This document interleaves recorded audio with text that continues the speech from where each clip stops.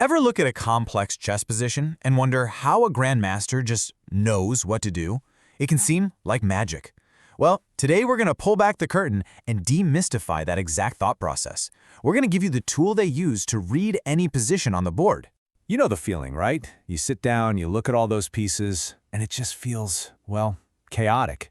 You know there's a good move in there somewhere, but just figuring out what to even focus on first, it can be totally overwhelming. If that sounds familiar, you are in exactly the right place. See, for most of us, the board can look like a random jumble of threats and possibilities. But for a grandmaster, it's not a mess at all.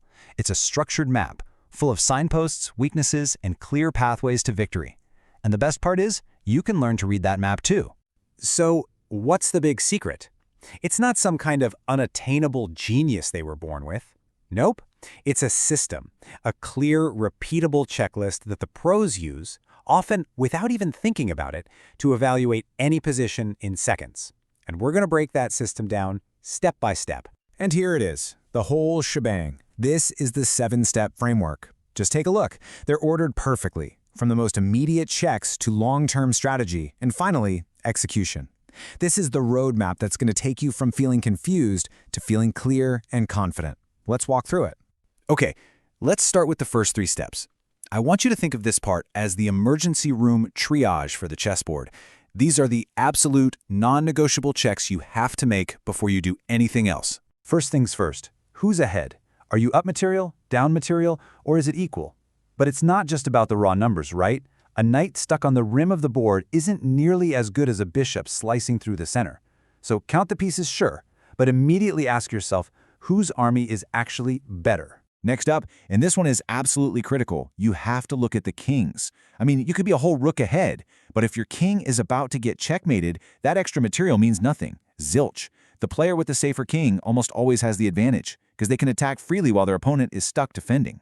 All right, now before you start cooking up some brilliant long-term strategic masterpiece, you have to scan for immediate tactics. This is the CCT rule: checks, captures, and threats. Are there any forcing moves for you? And just as important, are there any for your opponent?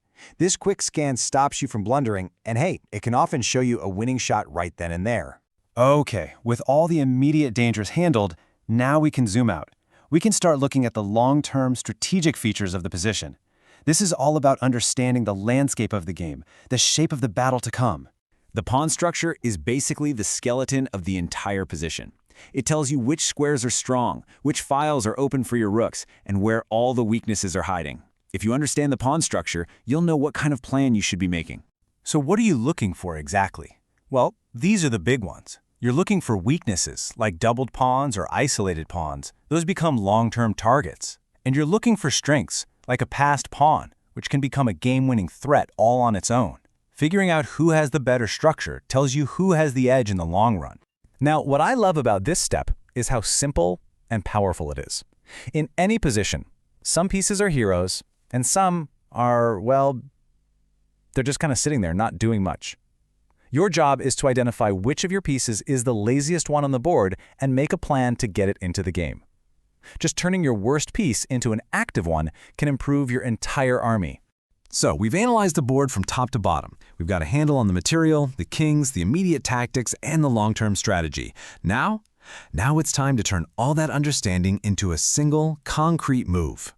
This is where the magic really happens. You don't need to look at 40 different moves. No way. Based on everything you just figured out, you should only have 2 or 3 logical candidate moves that pop out at you. If you found a weak pawn, well, a candidate move is one that attacks it.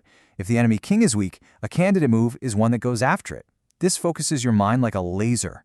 And this chart just says it all, doesn't it? The system acts like a filter. It takes that chaos of all the possible moves and just boils it down to a manageable few that are actually worth your time. You're not trying to boil the ocean anymore, you're just looking at the most promising options. Okay, so you take those few candidate moves and now you calculate. You actually visualize what happens next. If I go here, they go there, then I go here. And once you've picked your move, you do one final crucial thing, a blunder check. Just a quick scan to make sure you haven't missed a simple check or capture. It takes 5 seconds, and trust me, it will save you countless games. And this system, It creates absolute masterpieces. In this legendary game against Topalov, Kasparov realized his king was perfectly safe, that's step 2, while his opponent's was super exposed.